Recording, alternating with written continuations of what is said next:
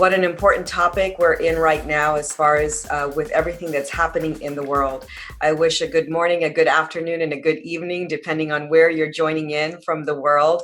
That is a beautiful thing about Zoom, I would say, right? That we can access from all over the world.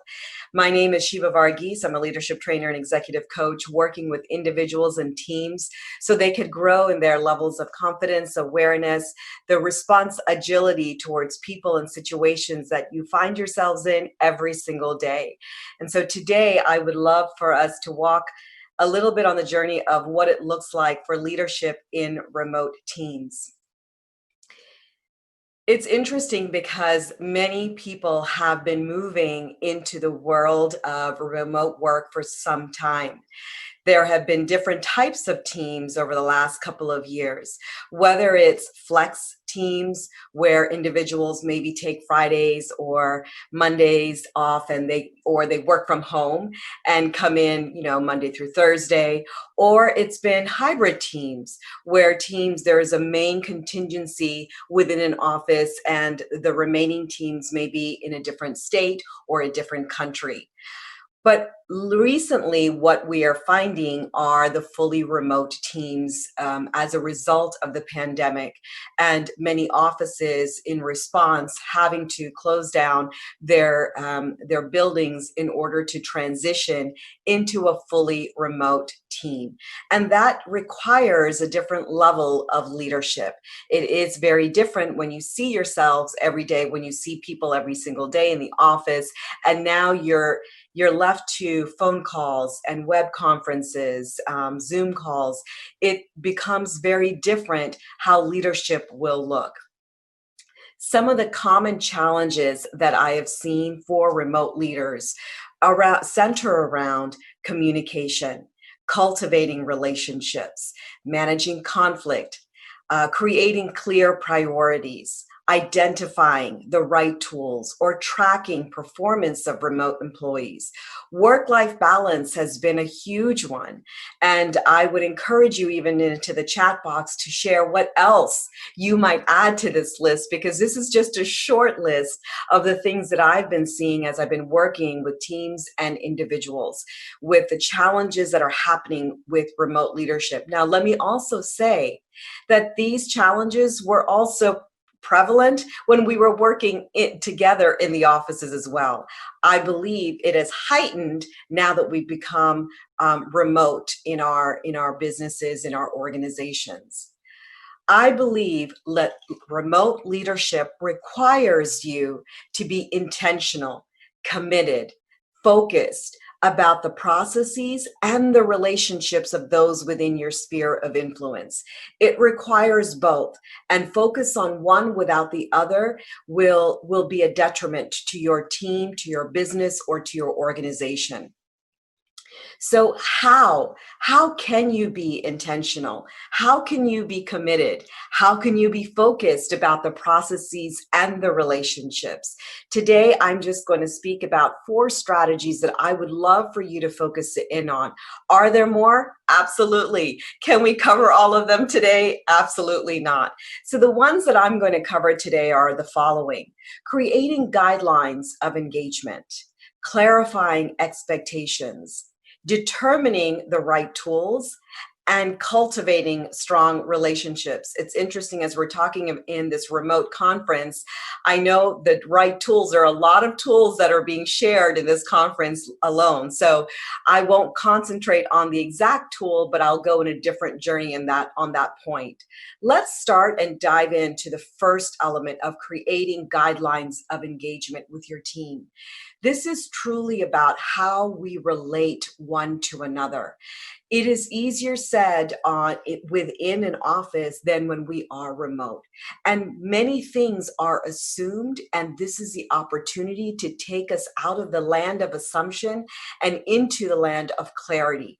But it requires us to talk about those things on how we're going to create, or how we're going to engage, or how we're going to relate one to another. So when we are talking about guidelines of engagement, we're saying that this is a collaborative effort. This means that you will be talking with your team members on how we should do different things. We're coming to an agreement on how we're going to work together.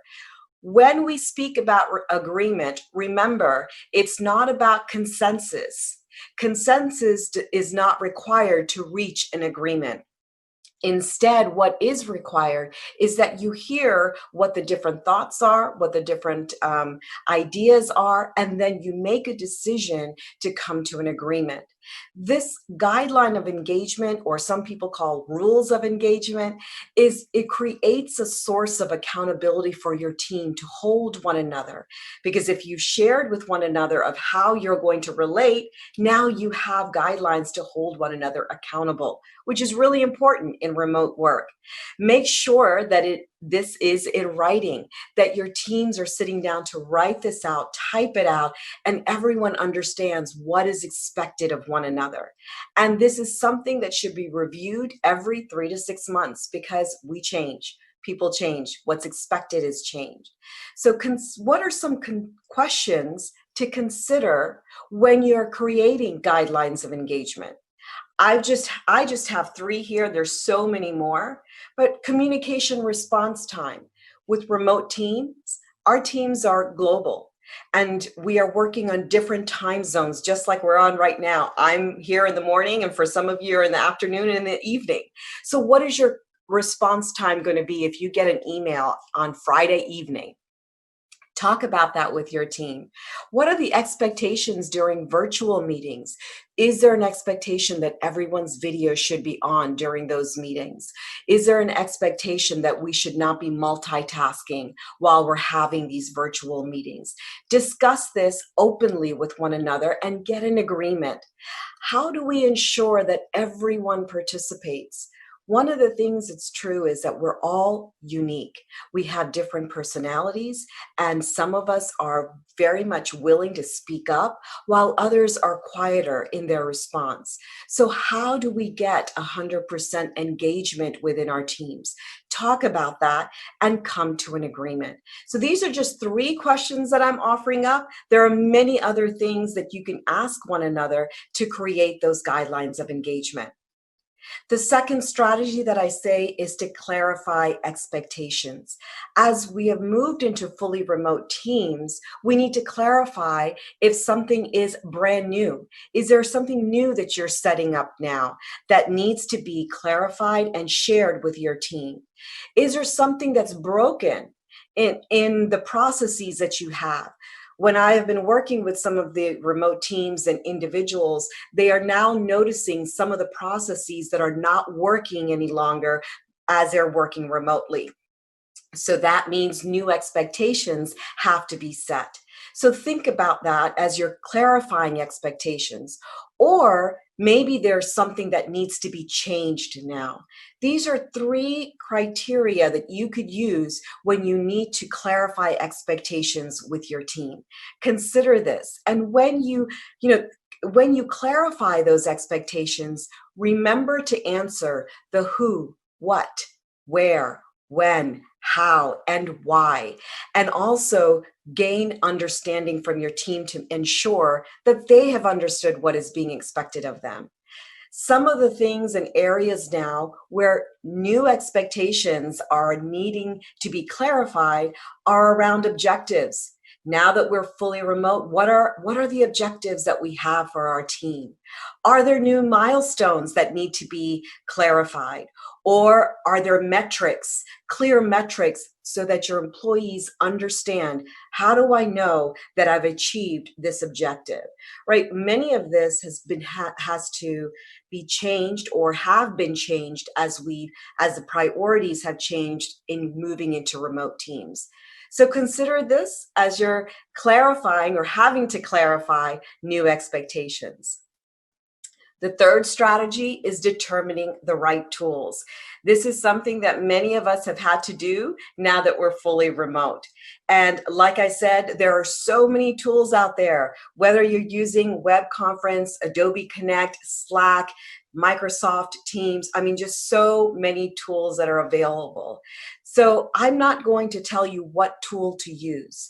Instead, what I'm going to offer is that you need to consider what tools will support the following. What tools will support relationship building in remote teams? Maybe around social networking, virtual team games, because it's not all about work. You also have to enjoy one another as well, right? How are we going to have those times where we can connect outside of work?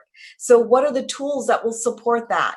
How will you have communication via instant messaging, video conferencing, collaboration? What tools will support that aspect of remote leadership?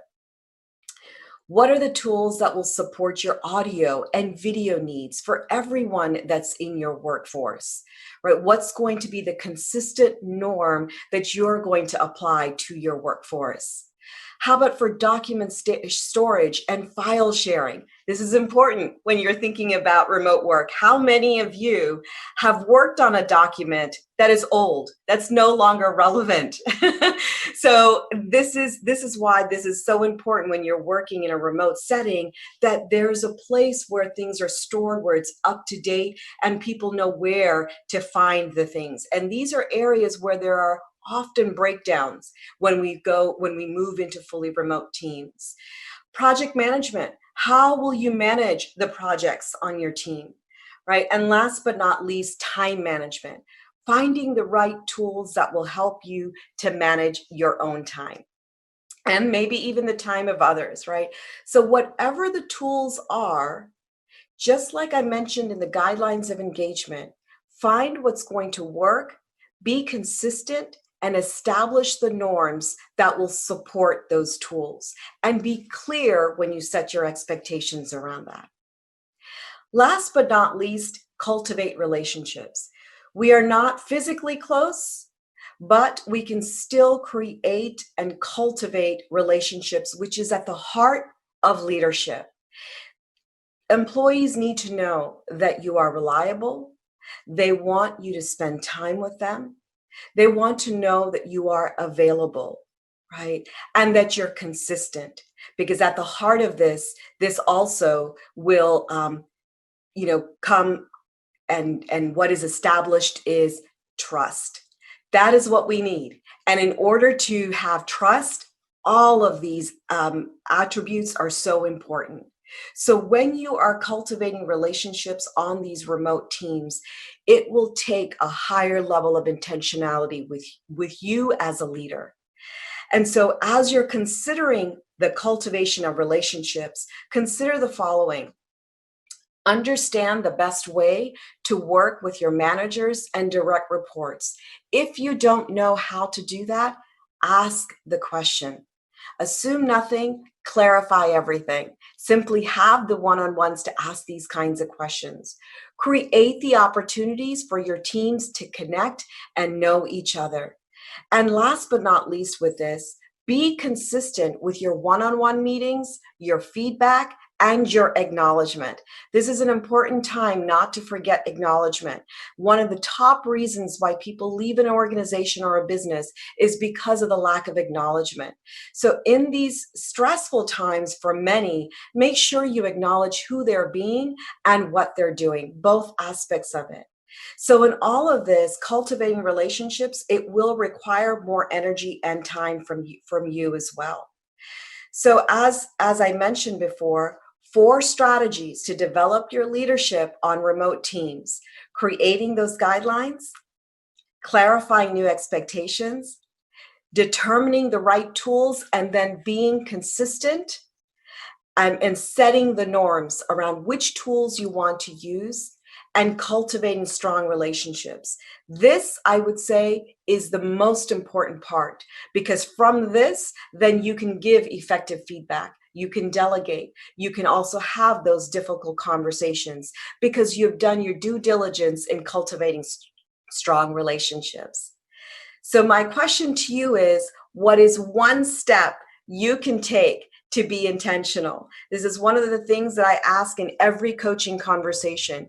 And what distinguishes a conversation from a coaching conversation is that it allows my clients to really become aware of that one step that they will take. And my encouragement to you is I have a quiz that says, how well do you lead on your team? This is an opportunity, Raluca, I'm not sure if that's able to go into the chat, but this is an opportunity for you to take this quiz and self-assess how well you are doing for your leadership, and what might be one or two areas that you can also improve in your leadership. It's not to improve everything, it's to take one step. It's to be consistent with that step. It's to evaluate that step and determine what changes might need to be made, and then repeat, right? And consider perhaps another step you can take. We can't change everything all at once when we're talking about leadership, but as we make at least 5% changes, it will definitely impact your team. And that is how you grow in leadership. It's not, the question is never, how well are you leading? The question is never, are you a leader? The question is, how well are you leading within your spheres? And we can only assess that by understanding, okay, what are the areas where I need to improve? So I invite you to connect with me. You can do so on my LinkedIn page. I'm also beginning a Facebook group that's called Reimagine Leadership. So either any of those areas, you can definitely connect with me, and do take that quiz and see how well you're doing. I want to thank you for joining me today, and my contact information is below. So here, I'm going to send it off to Raluca for questions.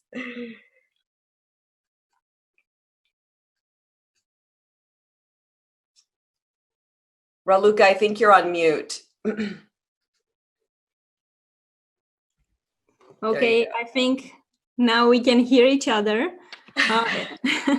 Thank you so much, Sheeba, for all the insights that you have shared with us. This is awesome. I'm really sure that every leader that is watching us actually takes some things to share with their teams as well. I was wondering, because you talked a lot about relationships, and I love that.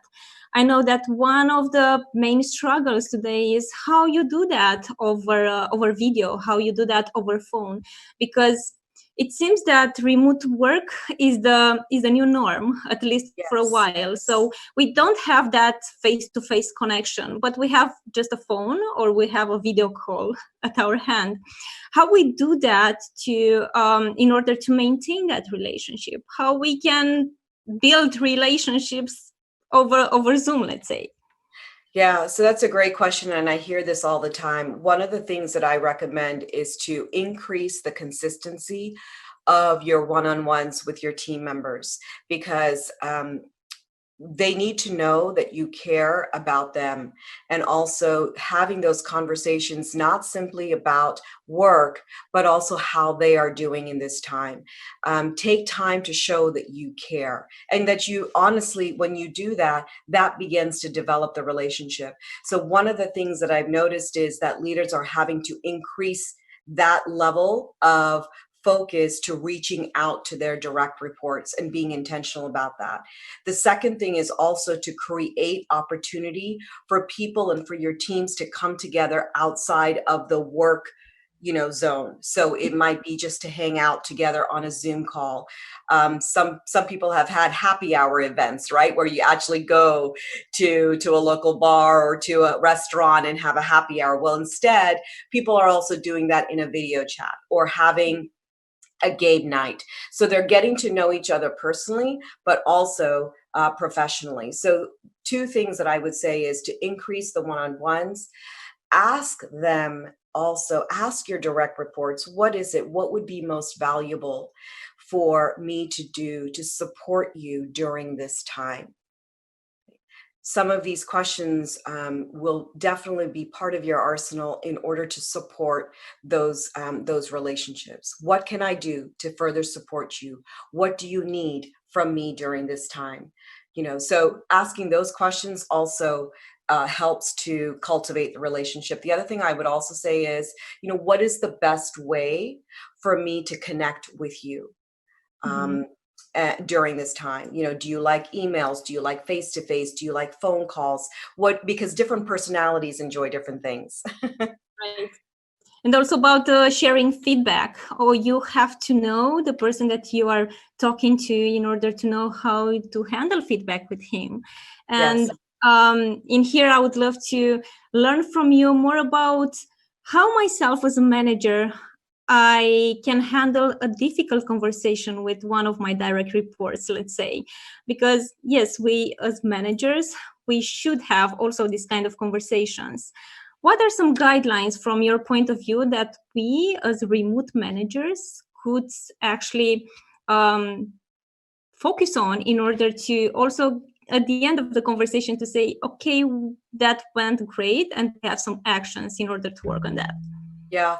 So I think we had done also a podcast together, Raluca, on this topic, right? And I don't know if you're able to put that link in there, but there's a great book on difficult conversations. But one of the things that I would share in any difficult conversations, a wonderful resource by Sheila Heen, it says that there are three conversations within a difficult conversation.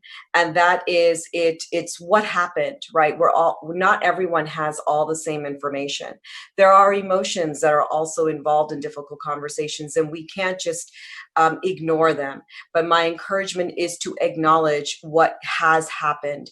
And also the third part is that, what does this mean about me? That's usually also going on in the back of our minds. Like, what does this mean if I ask this? What will others think of me?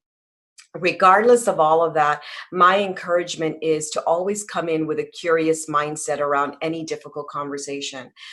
Share what you have observed and get curious, and also provide space for your direct client or direct report to share what their experience is. Because although I may have observed something, it may mean something totally different, or the experience might have been totally different for my direct report. So give space for that and have it as a collaborative conversation, as opposed to this is what you did. Right. And when we're able to do that, then I have shared my side, they have shared their side. Now it's about to find out, okay, how can we bridge this gap if there is a gap between the two sides, right? Because at the end of the day, it's about the manager sharing why this feedback is so important at this time. What is the motivating factor for you to even bring this feedback up at this time? To be clear to share that.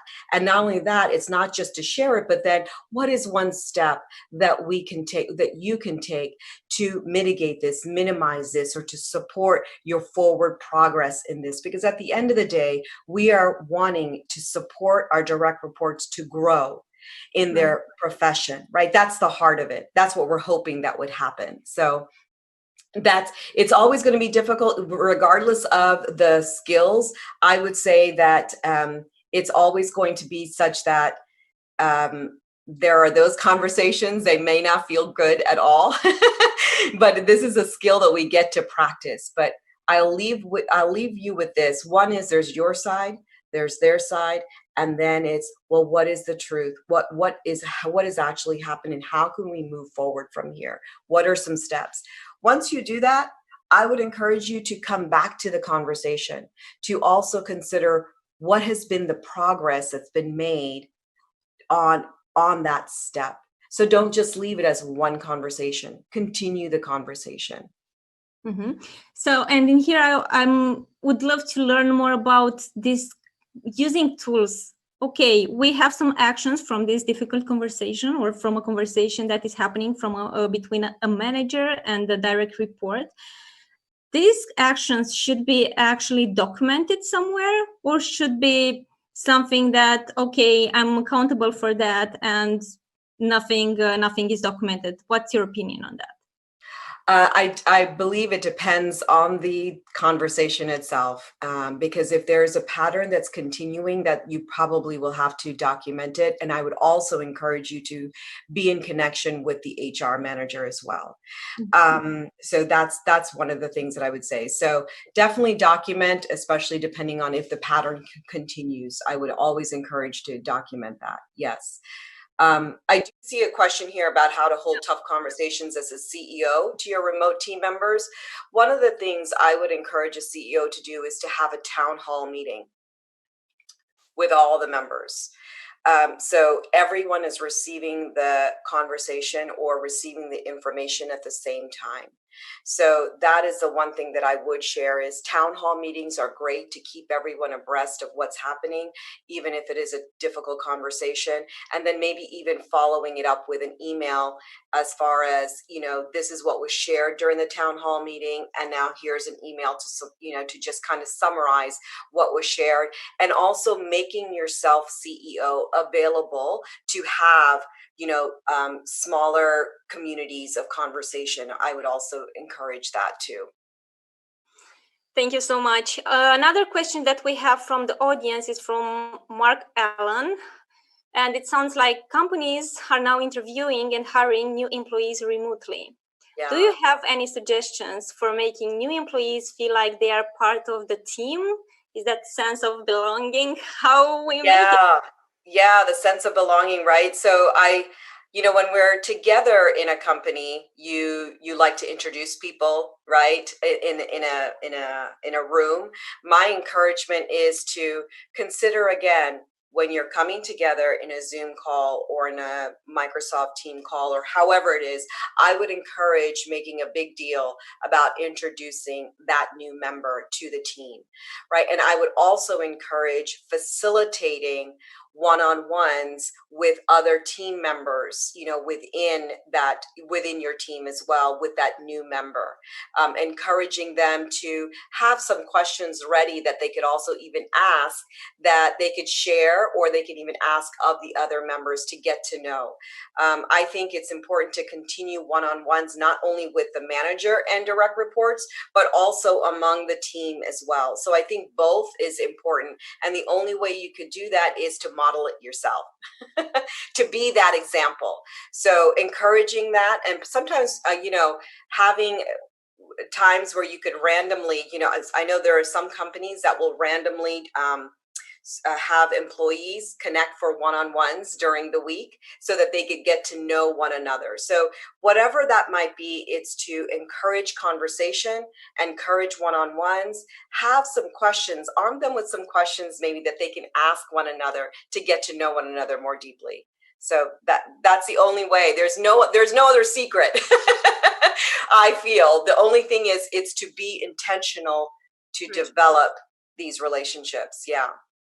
And one question that is coming into my mind with regards to these one-on-ones, sometimes you have more one-on-ones than you can handle actually. How do you distribute them in order for you as a manager of managers, let's say, to not be overwhelmed and actually doing also some work for the delivery part? I've had that asked of me before. The one thing I would say is to really be clear on what your one-on-ones are going to be. Perhaps there's something that you could send ahead of time of the one-on-ones to say, what's top of mind. What are some things you want to celebrate during this one-on-one? What's some challenges that you're going through right now? And when you have that framed ahead of time, perhaps the one-on-ones can be shorter. It doesn't have to be 1 hour. Sometimes the assumptions are with managers that this has to be 1 hour. No, it can be shorter in time, and you could ask your direct report as well. What would support you during this time? Is it to meet, once every week for about 15 minutes? 20 minutes, and in that, how can we frame this so that this is as effective as possible for you? So I often will share with leaders, if you can send like a template ahead of time, it will help to streamline the conversation during the one-on-ones. And it also gives your direct employee also to kind of organize their thoughts in their mind as well. Right. Another thing that I would love to learn more from you is about, based on your experience, you are working with hundreds of leaders in San Francisco Bay Area and all over the world. I was wondering, what are some struggles that people face in a work from home situation? Because we know this is something that is pretty popular and maybe the new normal for some companies. How do you make with that work-life balance? What is happening when you're a parent and you have yeah. kids and you have to handle everything? Yeah, thankfully mine are older, Raluca, but those who have those that are working remote right now, some are managing elderly parents, some are having their pets at home that their pets are wondering why are these people still here? They are managing children and also the homeschooling, which is not really homeschooling, it's something different, but they're having to manage that. So there's so many different things that they manage all at one time, and it is stressful for some. For others, they have enjoyed the work from home. And I also feel, depending on your personality, if you love to be with people, this is a harder time for you. If you enjoy being alone and being, kind of doing your work and at your own pace, I find that for those individuals, they enjoy this period.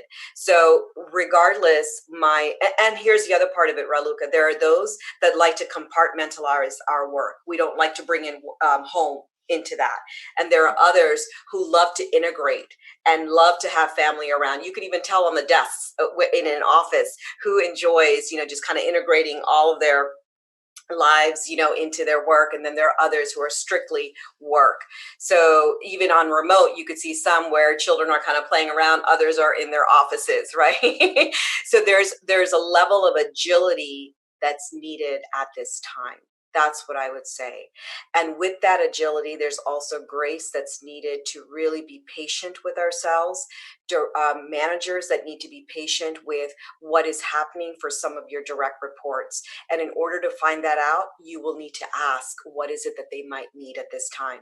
Because it's not a normal 9 to 5 day anymore for some. Some are working because some have to adjust with what's going on with the children to then work in the evenings when their children have gone to bed.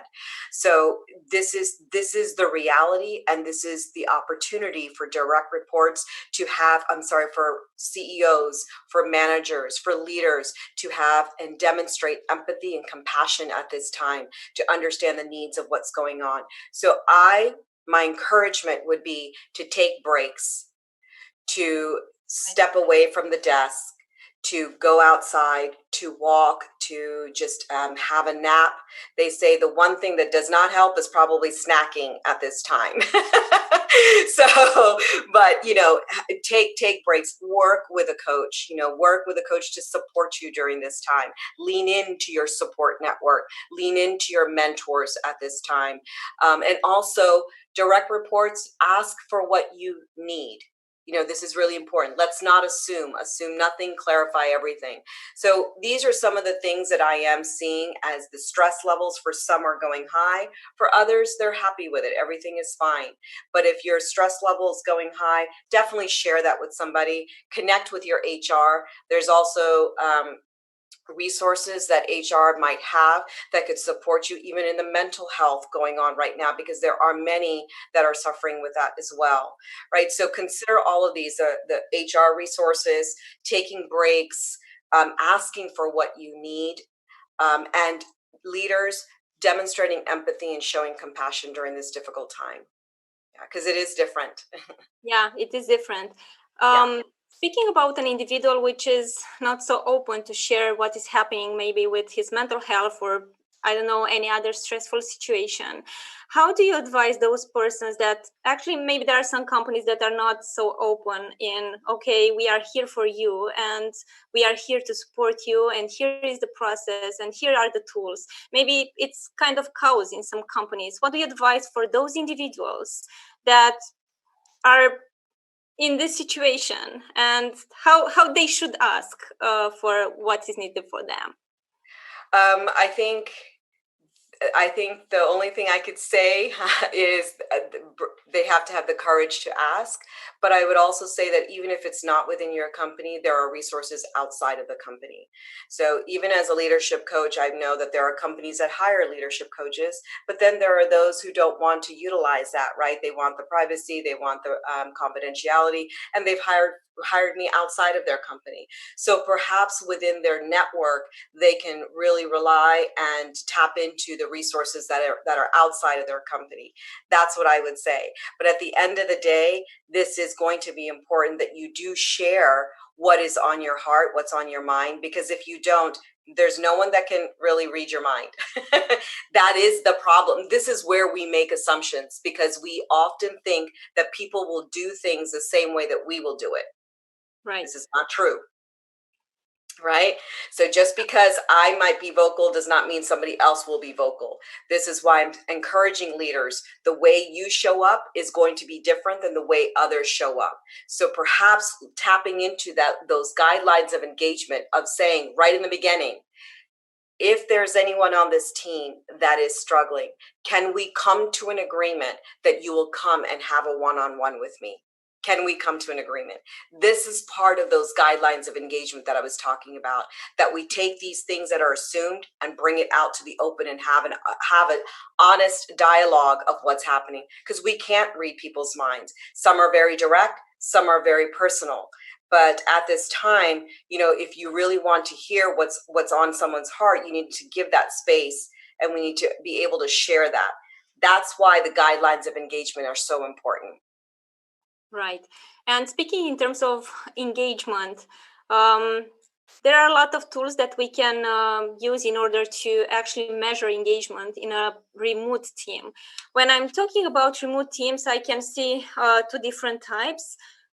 Like working for those individuals that are working from home, and they are connecting towards the same goal, or are a group of individuals in different locations that are actually part of the same company and also part of the same one team. Mm-hmm. How these engagement tools can be used in order to also keep that idea of humanizing the workplace and not actually doing everything what is automated, like sending surveys, questions, and only collect things. So one-on-ones. Is there any other suggestion from your side? So say that again, Raluca. What was the question? I'm sorry. Yeah, the question is, how do we assure that we keep that workplace and it is humanized and not is automatically everything built through surveys that are automatically sent and we get feedback in order to measure engagement? What is one option which is not actually the same thing of answering some questions inside from a computer? I think it's a personal touch. Yeah. It has to be that personal touch. And I think that's why it's also important.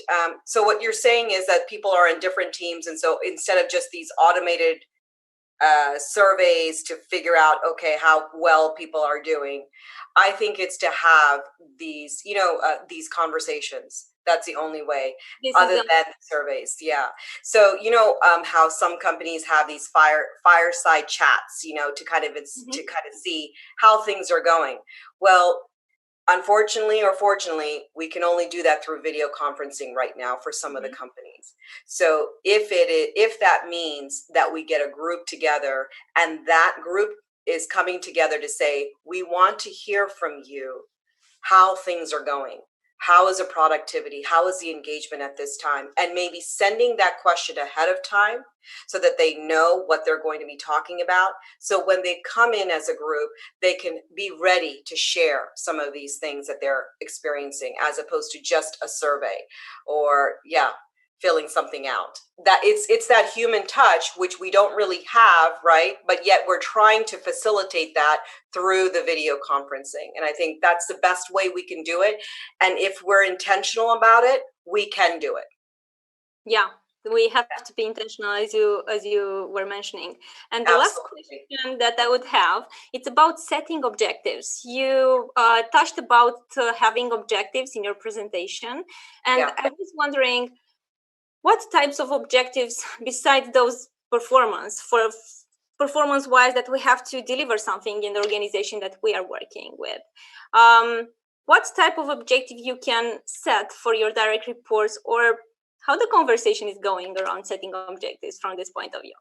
I think setting objectives regarding tasks, setting objectives regarding their growth as a direct report, because regardless of whether we're remote or not, people are still going to be growing within that company. They want to be promoted as well. So having clear objectives around that, what that would look like, what does their role entail, getting clear around that, especially now that we've moved to remote, maybe there are different objectives around that. There are different priorities perhaps now that they are remote that were no longer, and the companies had to pivot, the whole structure of the company. So all these kinds of objectives are important to talk about whenever something has been changed or updated. It's important to do that. And I think first of all, it's valuable to maybe share what the objective is, what was changed or what was updated in that objective, and what are they hoping, what is the outcome of that objective going to be, and how does that objective connect and relate to everyone, whoever is in that room, right, or who they're speaking to. How are they involved in that and connected to that objective? It's important because that's also how we create a buy-in as well, right? It's not simply like, here's the objective and that's it. Whatever that objective is, it's also saying that you're part of this. You're connected to this as well. So that's what I would share about the objectives. It's being clear on not only what it is, why it's being shared, what feedback they have on it. Are there any thoughts that they would offer around it? Make it a collaborative type of discussion. If it can be, some objectives can't be collaborative because it's being it's being shared from top down, right? But some are not, maybe. So those are some of the things that I would share about that. Yeah, so it's a great conversation around objectives as well, in order to maintain that balance between, okay, what I'm gaining as an individual from this, and also what the company based in that company, working in that company, is actually gaining from this. Maintaining that balance, in my opinion, I think is on leaders' shoulders. So yeah, it's very something difficult, to balance as well. Absolutely. Okay, thank you so much for all the insights that you have shared with us. Awesome quotes.